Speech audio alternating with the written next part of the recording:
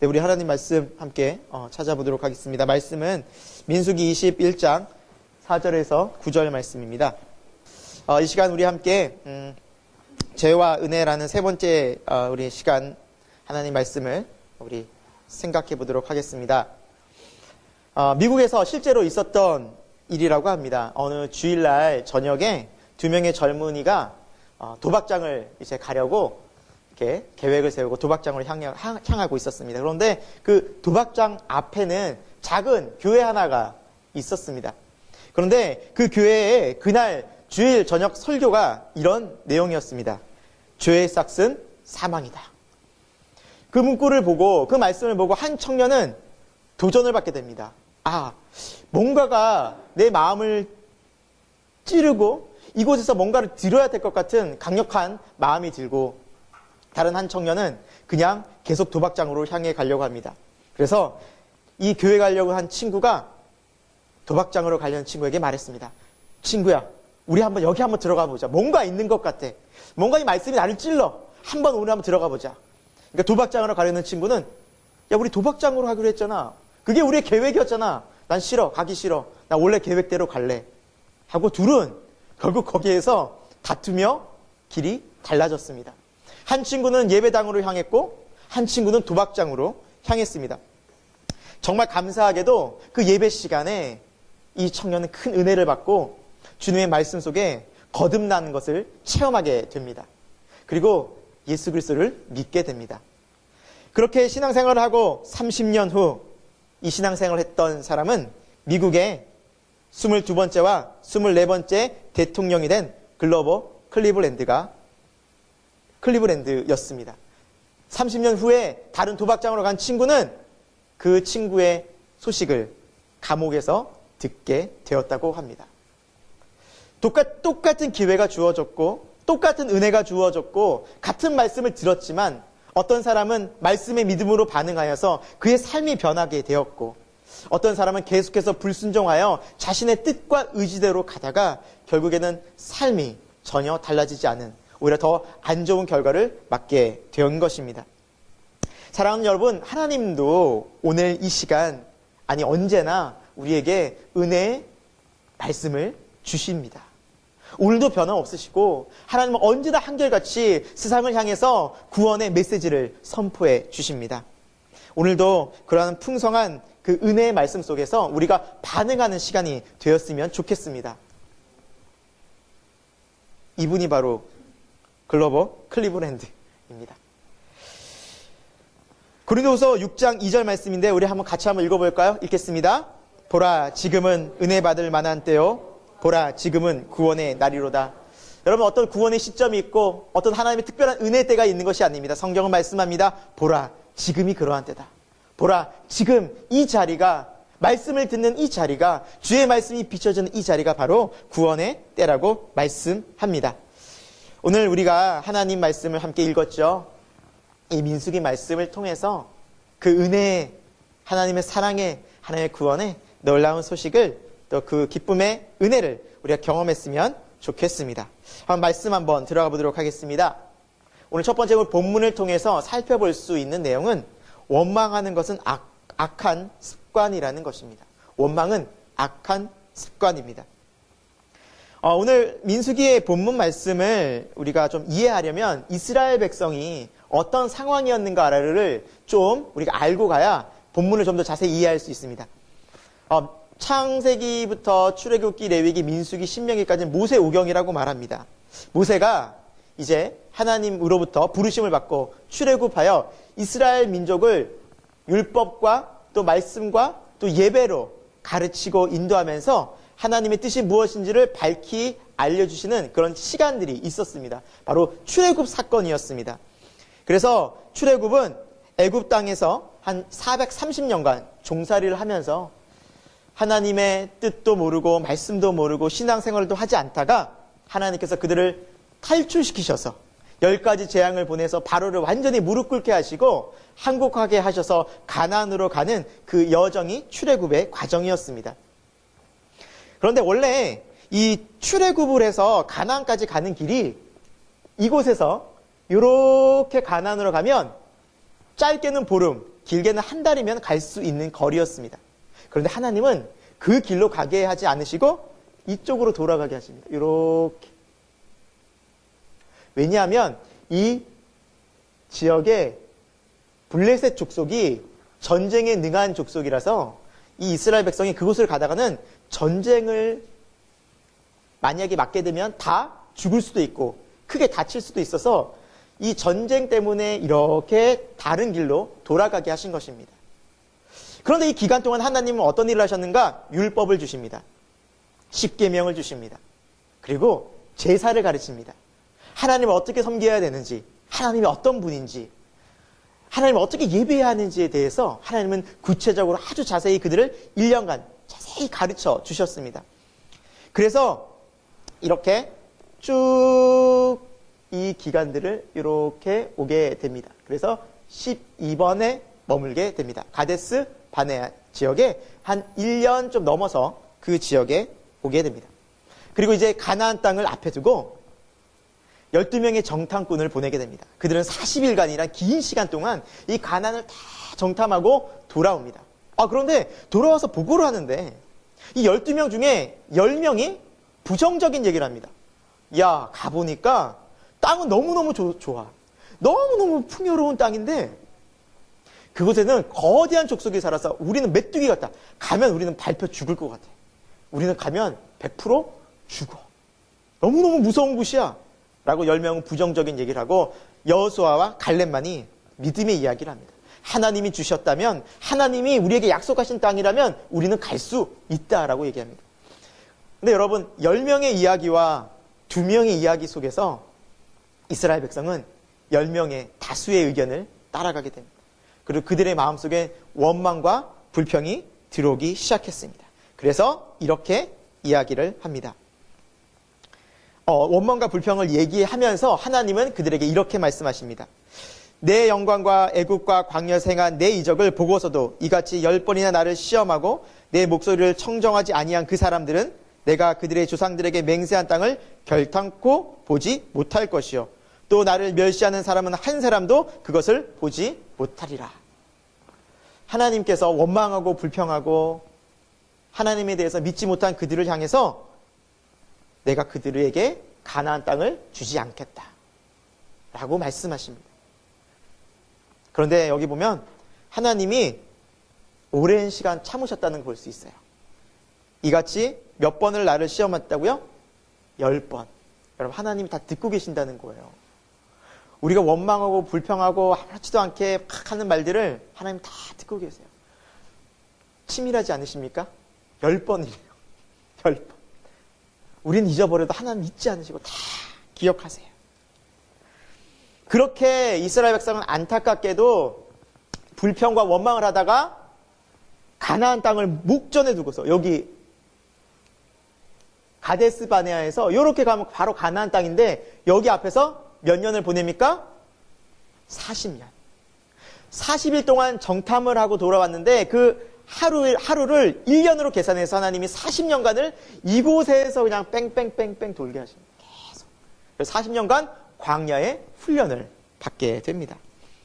그리고 오늘 본문 말씀은 그 40년이 지났어요, 이제 하나님의 약속의 시간이 끝났어요. 그리고 가나안 땅으로 딱 들어가려는 이 12번, 요 상황에서 이제 쭉 가려고 하는 이 길목에 있는 겁니다.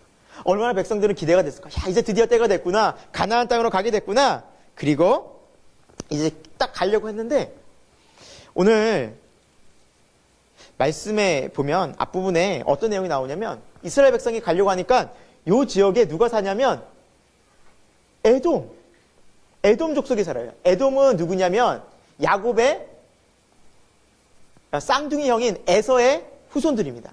그러니까 야곱 이스라엘 지파와 에서의 지파는 족속들은 뭐예요? 조상으로 거슬러 올라가면 한 아버지 밑에서 나오는 형제 족속이에요. 그런데 에돔 족속이 싫어. 여기 지나가지 마. 우리 땅이야. 너희 우리 땅 오면 너희들 우리 공격할 거야? 그러니까 너무너무 이 이스라엘 백성이 어이가 없고 우리 어떻게 해서 하나님이 결국엔 싸우지 마라. 이스라엘 백성이 그때는 준비가 되어 있어서 충분히 전투를 하고 있었지만 하나님이 형제간에 싸우지 마라. 그래서 하나님이 어떻게 말씀하셨냐면 돌아가라. 이렇게 바로 가는 것이 아니라 이렇게 아래로 12번 길을 보면 에돔을 이렇게 지나 돌아가라. 그 말씀을 하신 거예요. 그때 백성들이 오늘 본문에 어떻게 얘기를 하는지 같이 한번 여기가 이제 가데스 바네예요. 40년간 가데스 바네아 이제 지역이고요. 네. 오늘 백성들이 어떻게 말하는지 4절과 5절을 같이 한번 천천히 한번 읽어보겠습니다. 백성이 호르산에서 출발하여 홍해 길을 따라 에돔 땅을 우회하려 하였다가 길로 말미암아 백성의 마음이 상하니라. 백성이 하나님과 모세를 향하여 원망하되 어찌하여 우리를 애굽에서 인도하여 내어 이 광야에서 죽게 하는가. 이곳에는 먹을 것도 없고 물도 없고 우리 마음이 이 하찮은 음식을 싫어하노라 하매. 네. 하나님께서 야 그거 좀 돌아가라. 형제들끼리 싸우면 그거 좋지 않은 거다. 그래서 돌아가라고 했는데 그 길로 말미암아 백성의 마음이 어떻게 됐어요? 상심이, 네, 낙담이 된 거예요. 낙담. 여러분 우리가 왜 언제 낙담합니까? 내 기대가 내 생각이 뜻대로 되지 않았을 때 딱 낙담합니다. 내 계획은 내 생각은 이랬어. 근데 그게 틀어지면 우리 마음에 뭐가 찾아옵니까? 낙심이 찾아옵니다. 네. 어떤 좋은 기회가 있어서 그 기회를 잡을 수도 있었는데 그게 내가 아닌 다른 사람이 그 기회를 잡게 됐을 때 낙심이 되는 거예요. 승진할 기회가 있었는데 승진이 안 됐어요. 승진이 당연히 될 줄 알았는데 기대하고 있었는데 안 됐어요. 낙담이 되는 거예요. 어젯밤에 꿈이 너무 좋아서 로또 한번 사볼까? 해서 로또를 샀는데 그게 안 됐어요. 그럼 또 낙담이 되는 거예요. 뭔가 내 뜻과 내 생각대로 기대대로 되지 않았을 때 인간은 낙담을 하게 됩니다. 백성들도 비슷했죠. 낙담이 됐어요. 그런데 문제는 뭐냐면 그 상심한 마음을 그대로 두게 되면 그 마음이 어떻게 바뀌냐면 원망으로 바뀌어요. 누구 때문이야? 답답해. 이러는 누구 때문에 안 됐어. 누구 때문에 이게 문제야. 누구만 좀 잘했어도. 어떤 사람은 자신을 또 비하하고 자신을 자책해. 나 때문에. 내가 좀 더 잘했으면, 내가 좀 더 했으면 자신을 끊임없이 비하하고 자책하면서 계속해서 남의 탓을 하면서 원망과 불평이 나오게 된다라는 것이죠. 여러분, 이것을 우리가 조심해야 됩니다. 원망과 불평을 우리가 이것을 그대로 두면 늪과 같아서 계속해서 그 안 좋은 생각, 부정적인 생각에 갇히게 된다라는 거죠. 그래서 이들이 하는 말을 들어보면 어느 정도 상태였는지를 알게 됩니다. 첫 번째 뭐라 그래요? 이 광야에서 자기들이 죽겠다 얘기해요. 우리도 실망하고 낙심되면 무슨 생각부터 듭니까? 정말 죽겠네. 어떻게 살아? 정말 죽겠다 이제. 끝났다. 정말 죽을 걱정부터 합니다. 사람은 낙심되고 절망되면 딱 죽을 것 같아요. 누구나 자연스러운 반응이라는 거죠. 삶을 비관하고 있습니다. 원망하고 불평하는 인생은 삶을 비관하게 됩니다. 소망, 희망을 볼 수 없습니다. 아니야, 괜찮아. 넘어설 수 있어 라는 마음이 안 들어요. 그냥 죽고 싶은 거예요. 너무너무 괴로운 거예요. 두 번째, 먹을 것도 없고 물도 없다라고 이야기합니다. 여러분, 하나님이 40년 동안 이스라엘 백성을 어디에서 지금 훈련시키셨어요? 광야에서. 그러면 하나님께서 먹을 걸로 주셨습니까? 안 주셨습니까? 만나 매출하게 주셨죠. 물 주셨어요? 주셨어요.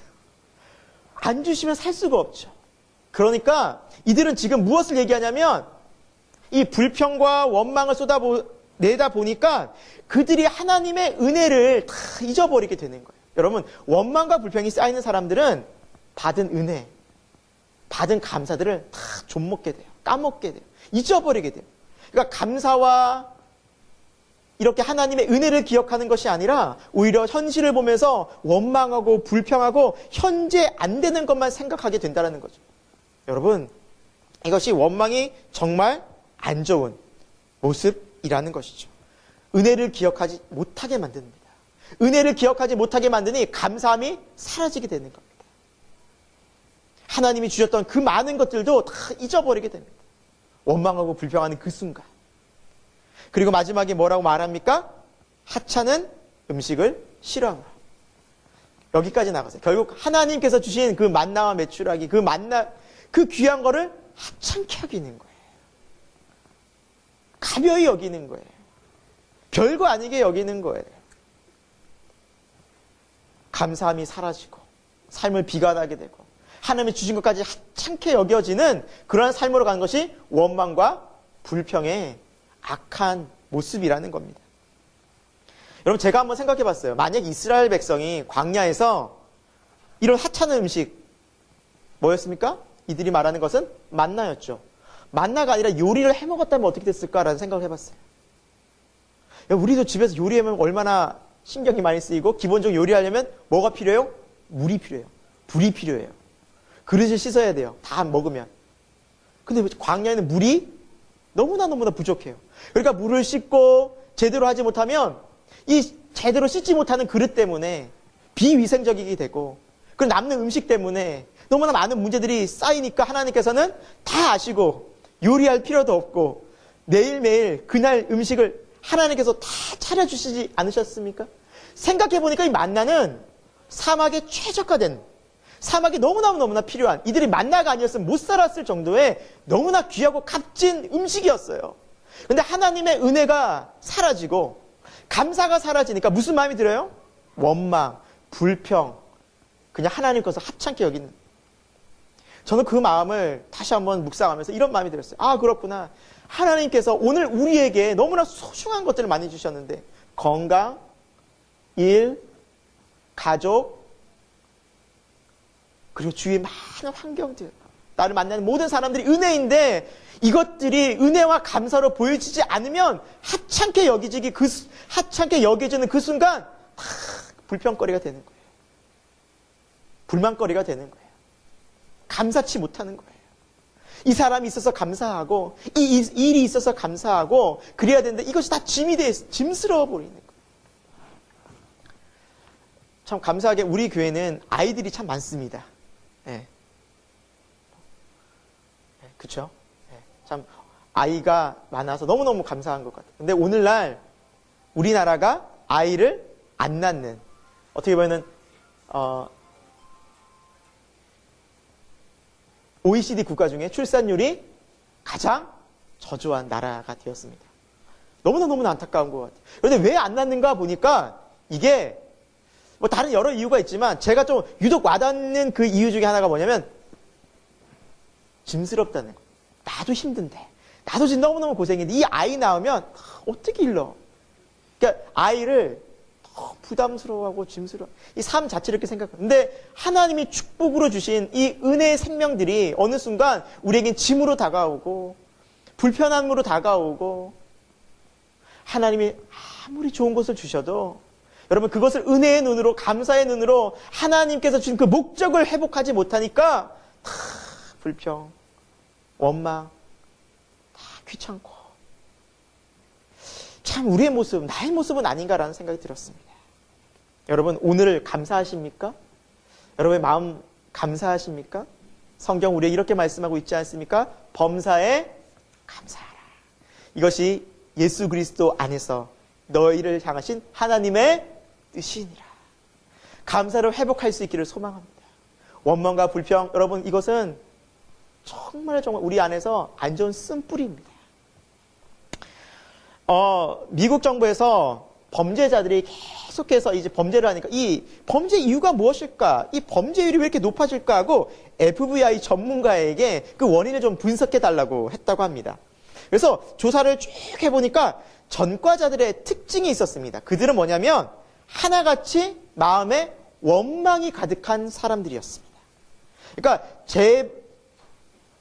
그러니까 죄를 또 짓는, 범죄율이 재발생하는 사람들의 특징은 뭐냐면 마음속에 원망이 계속해서 있었던 사람들. 반대로 이 재범률이 낮아진 사람들의 특징을 보니까 원망이 점점 없어지고 이제 상황들을 인정하고 받아들이면서 사회에 계속해서 좋은 마음으로 적응하려는 사람들은 범죄율이 낮아졌다.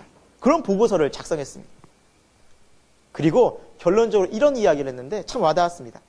원망에 자신을 내어주는 사람은 자신의 잠재력을 스스로 만든 감옥에 가두는 것과 같았습니다. 누가 만들어준 게 아니에요. 스스로 원망과 불평을 쌓아가면서 만들어가면서 또 자신의 그 마음의 감옥 안에 스스로가 갇힌 거예요. 자유도 없고 감사도 없고 기쁨도 없는 스스로의 감옥에 갇히게 되었다는 겁니다. 이건 미국 정부 FBI에서 한 얘기입니다. 세상 사람들은 이것을 알고 있습니다. 신앙이 없고 믿음이 없는 사람들도 원망이 얼마나 안 좋다라는 것을 알고 있습니다. 여러분, 이 원망의 쓴뿌리가 삶을 파괴합니다. 작은 원망이라도 가벼이 여겨서는 안 될 것입니다. 여러분, 그 원망의 원인은 뭐예요? 처음에 낙심된 마음에서 와요. 사람이 낙심된 마음이 들 수는 있어요. 그래서 그것을 계속해서 묵상하고 그 낙심된 마음을 계속해서 갖다 보면 무슨 마음이 들어요? 원망으로 자연스럽게 간다라는 것이죠. 그 낙심 속에서 소망을, 낙심 속에서 주님을 바라볼 수 있는 여러분이 되길 소망합니다. 두 번째, 오늘 말씀을 통해서 살펴볼 수 있는 것은 지금이 기도할 때라는 것입니다. 바로 기도가 지금 그 순간 필요하다라는 것입니다. 하나님은 원망한 이스라엘 백성들을 그냥 두지 않으셨습니다. 그리고 바로 오늘 말씀해 보니까 여호와께서 뭘 보내셨어요? 불뱀들, 사막의 뱀. 그러니까 사막의 뱀들의 특징이 있잖아요. 여러분, 독성이 아주 강하지 않습니까? 이런 독성이 강한 뱀이 탁 물리니까 이 사람들이 바로 죽는 거예요. 독이 퍼져서. 그냥 얼마 안 가서 바로 죽게 되는 거예요. 그런데 여러분, 뱀이 이렇게 불뱀들이 막 이렇게 하나님 보내셔서 이 사람들을, 원망과 불평하는 사람들을 하나님 심판하시려고 뱀으로 그들을 물게 하셨는데, 여러분, 뱀이 남녀노소 가리겠습니까? 이 사람은 불평했고 불평하지 않았고 가리겠습니까? 안 가리죠. 다 어린 아이도 심지어 아이들도 다 물어버린 거죠. 그러니까 이 원망과 불평이 나 한 사람으로 끝나는 것이 아니라 주위의 가족들, 사랑하는 사람들, 이웃들 같이 고통받는 거예요. 여러분, 원망과 불평을 쏟아내는 사람 옆에 있어 보십시오. 얼마나 괴로운지 모릅니다. 같이 힘들어요. 그리고 옆에 그 사람이 만약에 집안에 한 사람이 있으면 그냥 집안이 항상 그냥 무겁습니다. 힘듭니다. 너무너무 괴롭습니다. 그때 그들이 어떤 행동을 했냐면 바로 7절입니다. 너무너무 중요한 반전이 있는 말씀인데요. 우리 같이 한번 읽어보겠습니다. 백성이 모세에게 이르러 말하되 우리가 여호와와 당신을 향하여 원망함으로 범죄하였사오니 여호와께 기도하여 이 뱀들을 우리에게서 떠나게 하소서. 모세가 백성을 위하여 기도하매. 민수기를 쭉 보면 백성들이 기도하고 백성들이 기도를 원했던 모습은 거의 찾아볼 수 없거든요. 다 원망하고 불평하고 안 좋은 얘기하는데 이때 기도라는 단어가 나와요. 기도. 여러분, 그래요. 우리가 때로는 문제 있을 때 기도하지. 예, 이것도 되게 중요해요. 문제 있을 때 기도하는 게 매우 중요해요. 그 문제를 바꿀 수 있는 터닝 포인트가 되는 것이 기도이기 때문이에요. 기도는 하나님을 이제 비로소 찾는 거예요. 비록 안타깝게도 사람들이 죽어가고 많은 사람들이, 가족들이 고통 속에서 많이 힘들었지만 그래도 다행인 것은 그들이 그대로 있었다가는 불뱀한테 물려서 다 죽었을 상황이었지만 기도하면서 터닝 포인트가 되는 새로운 상황을 맞이하게 된다라는 것입니다. 그래서 여러분, 기도가 너무너무 중요해요. 저는 이 말씀을 또 묵상하면서 그런 생각도 해봤어요. 조금 일찍 기도하면 어땠을까? 왜 다 죽어가는데 다 힘들 때 기도하나? 물론 우리 인간은 완악하고 자아가 강해서 이런 최종적인 끄트머리에 와서 기도하지만 하나님이 정말 원하시는 삶은 무엇일까요? 미리 먼저 기도하고 하나님의 뜻을 구하는 삶이다라는 생각이 들어요. 하나님은 우리를 고통 속에, 코너 속에 몰아가지고 기도하라고 막 몰아가시는 분이 아니라 오히려 삶 속에서 기도하면서 그렇게 하나님과 동행하는 삶을 더 원하시겠다라는 마음이 너무너무 많이 들더라고요. 여러분, 원망하다가 안 좋은 상황 속에서 기도하는 것도 중요하지만 더 필요한 건 뭐예요? 늘 깨어서 기도하는 거. 쉬지 말고 기도하는 거. 그래서 하나님의 뜻을 알고 뜻을 묻고 그러면서 하나님과 동행하는 그런 은혜가 있기를 소망하는데요. 여러분, 기도는 문제가 없다고 안 하는 것이 아니라 오히려 늘 기도하면서 이 상황들을 지혜롭게 더 하나님 안에서 더 많은 열매 맺는 그 기도의 놀라운 은혜를 여러분과 제가 경험했으면 좋겠습니다. 이 기도의 부분 조금 이따 마무리할 때 다시 한번 다루도록 하겠고요. 여러분 중요한 순간에 기도하는 거 은혜입니다. 이스라엘 백성이 40년간 이런 모습이 없었거든요. 어떻게 이런 모습이 나왔을까요? 40년 동안 뭐 했어요? 계속 말씀, 율법 배우고 또 제사 드리면서 이게 길러졌던 거예요. 기도해야겠구나. 그래서 여러분 평소에 말씀의 훈련, 예배의 훈련, 기도의 훈련이 중요한 거예요. 그래야 위급한 상황에서 기도가 나오는 것입니다. 기도가 나오는 것입니다. 습관적으로 이게 탁 튀어나오는 것이 바로 잘 연습되었을 때 나온다라는 것이죠. 여러분 이 기도를 기억하시고 놓지 않으시길 바라고요. 마지막 오늘 본문을 통해서 살펴볼 수 있는 귀한 메시지는 하나님의 말씀에 순종할 때 우리는 은혜를 경험하게 됩니다. 오늘 본문 말씀입니다. 우리 8절과 9절 하나님께서 어떻게 이들의 기도에 반응하셨는지 한번 보도록 하겠습니다. 같이 한번 읽겠습니다. 여호와께서 모세에게 이르시되 불뱀을 만들어 장대 위에 매달아라. 물린 자마다 그것을 보면 살리라. 모세가 놋뱀을 만들어 장대 위에 다니 뱀에게 물린 자가 놋뱀을 쳐다본 즉 모두 살더라. 아멘. 하나님은 모세에게 이렇게 말씀하십니다. 놋뱀 하나를 만들어서 장대에 높이 매달아라. 근데 저는 왜 놋뱀이었을까라는 생각이 말씀을 보면서 다시 한번 들었습니다. 원래 알고 있어요. 놋뱀 보면 살아나고. 사실은 알고 있어요. 그건 왜 놋뱀이었을까? 사실은 이 뱀에 물린 사람들의 입장에서는 뱀자만 나오도 싫은데, 뱀을 쳐다보기도 싫은데, 그 뱀을 다시 형상을 또 쳐다봐야 돼요. 그 아픔을 다시 되새겨야 돼요. 왜 그랬을까?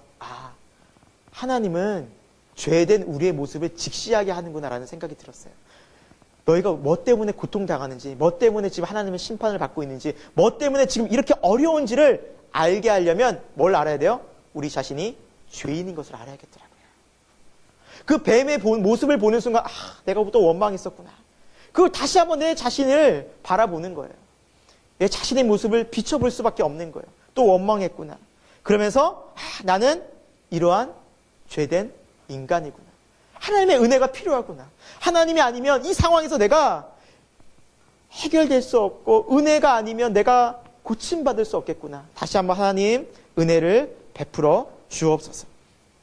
하나님은 다른 길을 예비하지 않으셨습니다. 오직 장대 위에 달린 놋뱀만을 바라볼 때 그들이 바라본 즉 쳐다본 즉 모두 살려주셨습니다. 어떤 사람은 끝까지 안 쳐다보는 사람도 있었을 것 같아요. 저거 쳐다본다고 살겠어? 아니 지금 뱀이 물렸는데 약을 줘야지. 약을 약 하나 발라주든지 해야지. 지금 저거 쳐다본다고 살 것 같아. 저 말도 안 되는 소리 하고 있어. 아파 죽겠는데 쓸데없는 소리 하고 있어 하면서 안 쳐다본 사람들이 저는 있었을 것 같아요. 그러나 쳐다보는 사람들도 있었다는 것이죠. 그게 믿음이라는 거예요. 믿음은 하나님의 말씀에 반응하는 것입니다.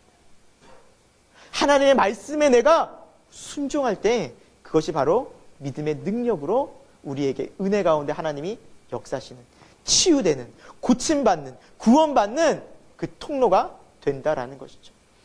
하나님께서는 다른 길을 예비하지 않으셨어요. 딱 하나였어요. 이걸 쳐다봐라. 유일한 길이었어요. 구약은 오실 예수님을 상징합니다. 장차 오실 예수 그리스도. 구약의 모든 사건들은 예수 그리스도를 예표하고 있어요. 예수님께서도 이 구약이 이 사건을 이렇게 말씀하셨어요. 모세가 광야에서 뱀을 든 것 같이 인자도 들려야 하리니 이는 그를 믿는 자마다 영생을 얻게 하려 하심이니라. 예수 그리스도를 믿는다고 살겠어? 구원받겠어? 아니 예수님이 정말 2000년 전에 죽으신 그분을 믿는다고, 죄를 고백한다고 그게 구원을 받아? 무슨 소리야. 많은 사람이 이렇게 생각할 수 있어요. 그러나 하나님은 그를 볼 때, 예수 그리스도를 볼 때, 나의 죄를 볼 때, 나의 죄 때문에 돌아가시는 그 예수님을 바라볼 때 그곳에서 우리를 구원해 주시는 놀라운 은혜를 베풀어 주십니다. 여러분 이건 신비로운 거예요.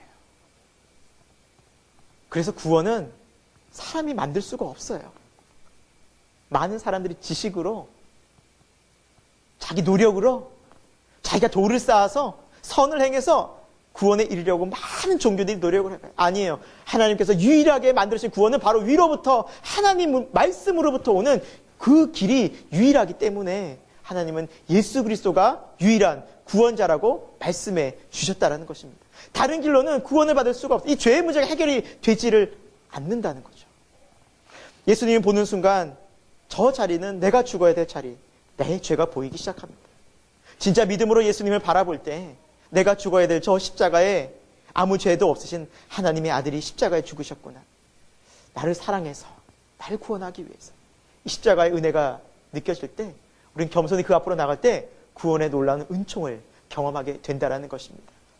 참 신비롭고 놀라운 것은 그 주님이 내 마음에 들어오실 때 내 모든 죄가 용서함 받고 구원의 자유와 감사가 회복되어지는 그 놀라운 감격을 회복하는데 이것을 어떻게 말로 설명할 수 없는 그 변화들이 눈에 보이지도 않는 저 천국을 소망하는 놀라운 일들이 벌어진다는 것, 이것은 사람이 결코 만들어줄 수 없는 오직 하나님만이 하실 수 있는 구원의 놀라운 길인 줄로 믿습니다.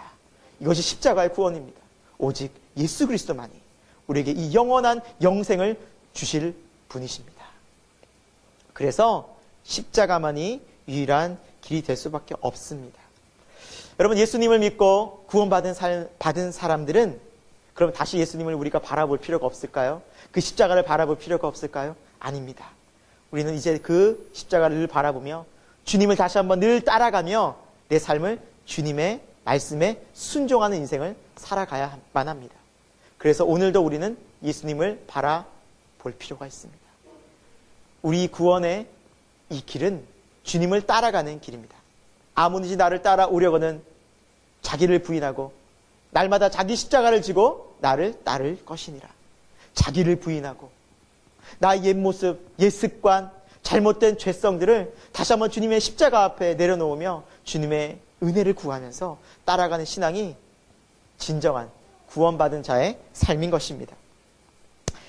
여러분, 우리가 예수님을 믿어도 여전히 우리 삶에는 불안과 염려와 많은 문제들이 따라옵니다. 여러분, 예수님 믿었다고 해도 우리는 또 여전히 불순종하면서 죄의 모습에 갇히게 될 때도 있습니다. 그런데 중요한 것이 있습니다. 우리는 그때 무엇을 할 수 있습니까? 이제 기도할 수 있습니다. 기도할 수 있습니다. 하나님 이 기도를 듣고 계십니다. 이스라엘 백성이 광야에서 끊임없이 원망하고 불평하고 뱀에 물려 다 죽어가고 어떻게 보면 그냥 그들의 죄 때문에 그대로 죽게 내버려 두셔도 사람의 입장에서는 아무 할 말이 없었지만 그들이 기도했을 때 하나님은 놀라운 구원의 손길을 베풀어 주셨듯이 오늘도 기도하는 자들의 그 기도 속에서 하나님 놀라운 구원과 놀라운 회복과 놀라운 치유를 베풀어 주신다는 것입니다. 오늘 말씀을 같이 한번 빌립보서 말씀을 함께 우리 믿음으로 함께 읽도록 하겠습니다. 아무것도 염려하지 말고 다만 모든 일에 기도와 간구로 너희 구할 것을 감사함으로 하나님께 아뢰라. 그리하면 모든 지각에 뛰어난 하나님의 평강이 그리스도 예수 안에서 너희 마음과 생각을 지키시리라. 아멘. 저도 날마다 끊임없이 예수님을 믿은 이후에 계속해서 이 말씀을 붙들고 살아갑니다. 여러분, 염려가 찾아오더라고요. 낙심이 찾아오더라고요. 지금도 낙심된 때가 계속 오더라고요. 그때 내 마음이 흔들릴 때 무엇을 붙잡겠습니까? 무엇을 내가 의지할 수가 있겠습니까? 기도밖에 없더라고요. 다시 기도할 때 하나님의 구원의 손길을 주시는데 하나님은 반드시 살아서 이렇게 여러 가지로 내가 살아있다는 걸 보여주시더라고요. 제가 더 뉴라이프에도 이제 그 예화를 들었는데 제가 한 지체를 만나서 이렇게 얘기하던 중에 그 지체가 간증 하나 하는 거를 이렇게 들었어요. 이 지체는 결벽증으로 몇 년간 고생을 했어요. 여러분, 결벽증이 뭐냐면 세균의 오염에 대한 공포증이에요. 그래서 이 결벽증이 심해지잖아요. 함부로 의자에 못 앉고요. 손잡이도 못 잡고요. 음식도요, 이렇게 나오는 거 정말 되게 막 조심스러워요. 잘 못 먹어요. 그러니까 다 정말 불결해. 모두 불결해. 그래서 악수도 하기 힘들어하고 심지어 이렇게 빵 먹어 하고 떼어주면 이거 못 먹습니다. 손에 세균 때문에. 그런데 이거를 옆에 사람이 알면은 자기가 너무너무 힘들고 다른 사람 힘들어할까 봐 감추느라고 더 힘든 거예요. 이 지체가 그렇게 몇 년간 이 결벽증 때문에 많이 힘들어했대요. 뭐 집에마다 노상 닦고 쓸고 닦고 하는 거예요. 불안해서 매번 닦아야 돼요. 막 닦고 막 손 닦고. 그러니까 자기가 피곤한 거예요. 자기 너무너무 힘든 거예요. 너무너무 괴로운데 갑자기 그런 생각이 들었대. 문득 내가 이렇게 평생 살아가면 어떡하지? 내가 이거 못 고치면 어떡하지? 너무너무 불안감에 쌓인 거예요. 그런데 그때 하나님의 귀한 성령의 음성이 딱 들렸는데 그게 뭐냐면 내가 왜 이 문제로 기도하지 않았지라는 거였어요. 내가 왜 이 문제를 계속해서 내가 안고 있었지? 몇 년간 이외에 하나님께 기도하지 않았지? 그래서 그 문제를 기도했대요. 하나님 도와주세요. 하나님 은혜를 베풀어 주세요. 그런데 도저히 해결될 것 같지 않았던 그 문제가 회복이 돼서 지금은 닦지도 않고 안고 이제 편하게 이걸 의식하지 않고 살 수 있게 돼. 그 마음의 평안을 얻은 거예요. 놀랍죠? 그런데 다른 사람은 몰라요. 내가 약을 먹어서 그런 것도 아니고 누구의 말을 들은 것도 아니고 이 사람은 알아요. 기도하니까 바뀌었다는 거예요. 얘기하더라고요. 하나님 은혜를 베풀어 주셨다고. 여러분 하나님은 오늘도 우리가 기도할 때 은혜를 베풀어 주십니다. 여러분 마음에 계속 짐 안고 왜 살아가십니까? 설마 하나님이 이런 문제도 들어주실까? 설마 이런 일에도 얘기해야 될까? 이런 일까지? 아니에요. 오늘 6절 말씀은 분명히 말씀하고 있어요. 모든 일에 기도와 간구로. 모든 일에 기도와 간구로. 예외가 없다라는 거예요. 여러분 어떤 일이든. 여러분이 뭐 친구 관계든 가족 관계든 여러분의 솔직한 마음에 계속해서 염려와 부담과 두려움이 있다면 누구에게 맡기시면 됩니까? 하나님께. 이것이 예수 그리스도를 바라보는 삶이에요. 예수 그리스도를 이제 바라보면 달라져요. 바라보는 자들마다 이 놀라운 은혜를, 하나님의 놀라운 감사를, 그 평강을 다시 한번 경험하게 된다는 것이죠. 이것이 뭐예요? 바로 노뱀의 그 놀라운 구원처럼 예수 그리스도께서 우리에게 해주시는 놀라운 은혜와 구원의 은총인 줄로 믿습니다. 이것이 신앙생활입니다. 이것이 믿음 생활이라는 것이죠. 말씀을 마무리하겠습니다. 여러분, 우리는 하나님께서 이 삶을 살아갈 때 혼자 이 구원의 길을 가게 하지 않으셨습니다. 예수 그리스도를 보내주셨고 이 십자가를 믿음으로 바라볼 수 있게 하셨습니다. 지금 예수 그리스도는 부활 승천하셔서 하나님 보좌 우편에 계십니다. 그리고 우리가 그분의 이름을 의지하여 기도할 때 그 기도를 들으시고 응답하시고 우리 삶을 어떻게 해서든지 다 변화시키시고 풍성한 열매 맺을 수 있도록 도와주십니다. 말씀해 주셨습니다. 자, 히브리서 6장 4장 16절 말씀인데요. 우리 같이 한번 읽어보겠습니다. 그러므로 우리는 긍휼하심을 받고 때를 따라 돕는 은혜를 얻기 위하여 은혜의 보좌 앞에 어떻게 나아가요? 담대히 나아가지. 담대히 나가십시오. 당당하게 나가십시오. 하나님 도와달라고. 하나님 은혜를 베풀어 달라고. 하나님 고쳐달라고. 하나님 제 길을 열어달라고. 담대할 수 있는 용기가 필요합니다. 그게 뭐예요? 그게 믿음이라고 성경은 말씀하고 있어요. 담대한 믿음. 담대한 믿음. 우리 여러분 애들 보면 얼마나 담대해요? 엄마 아빠한테 얼마나 담대해요? 당당해요. 뭐 지네들이 맡긴 게 있어. 뭐가 있어? 뭐. 다 요구하잖아요. 뭐 사줘? 침대 사줘. 2층 침대 사줘. 몇만 원 하는 것도 아니라 결국엔 저희가 사줬어요. 사줬어요. 이게 100만 원짜리 넘어가서 맨날 얘기해요. 자기 통장에 있는 쓰래요. 한 30만 원 있는 거 계속 쓰래요. 계속. 근데 그 30만 원이 옛날에 벌써 썼죠. 다 끝났죠. 근데 뭐 말끝마다 뭐만 하면 30만 원 쓰라고 자기 거. 이거 다 쓰라고. 옛날에 썼어요. 옛날에. 끝났어요. 담대하잖아요. 근데 여러분 뭐 어때요? 그 믿음을 가지고 얘기하니까 뭐래요? 얻잖아요. 그게 부모의 마음 아니겠습니까? 사랑하는 부모는 가족이 또 자녀들이 필요하면 채워줍니다. 영원하신 하나님 아버지, 우리를 죽기까지 사랑하시는 예수 그리스도를 보내시기까지 우리를 아끼시고 사랑하시는 하나님 아버지는 우리에게 가장 좋은 것을 주십니다. 기도하십시오. 담대히 기도하십시오. 아뢰십시오. 은혜가 무엇입니까? 바로 이 하나님의, 우리는 죄인이라서 감히 부끄러워서 나 같은 녀석, 나 같은 자가 뭐 이런 걸 구해도 되겠나? 아니에요. 구할 때 그걸 들어주시고 그걸 받으니까 은혜인 거예요. 나 같은 자가, 부족한 자가 이걸 기도해도 되겠나? 그걸 들어주시고 하나님의 사랑을 경험할 때 그걸 우리가 은혜를 경험하는 거예요. 자격 없는 우리가 기도했을 때 하나님이 예수 그리스도의 놀라우신 그 십자가 은혜를 통해서 그거를 들어주시겠다는 거예요. 약속하셨다는 거예요. 하나님께서 주신 놀라운 은혜를 기도의 통로를 통해서 날마다 경험하시고 더 깊어지는 그 믿음과 신앙이 깊어지는 저와 여러분이 되기를 소망합니다. 함께 우리 기도하겠습니다. 우리는 자주 말씀을 보고 생각하지만 또한 자주 시험에 들고 넘어집니다. 또 많이 후회하는 인생을 살아갑니다. 계속 같은 죄를 지으면서 살아가는 우리의 모습이 너무나 부끄럽고 한심할 때도 많았습니다. 그러나 하나님은 그런 우리를 안타까워하시고 회개의 은혜를 허락해 주시고 긍휼과 자비하심으로 함께해 주셨습니다. 우리가 고통과 두려움 속에 지낼 때 하나님은 우리를 그 고통과 두려움 속에서 건져내 주셨습니다. 주 예수님의 십자가 은혜로 변함없이 우리를 오늘도 도우시고 회복시켜 주시는 하나님께 감사를 올려드립니다.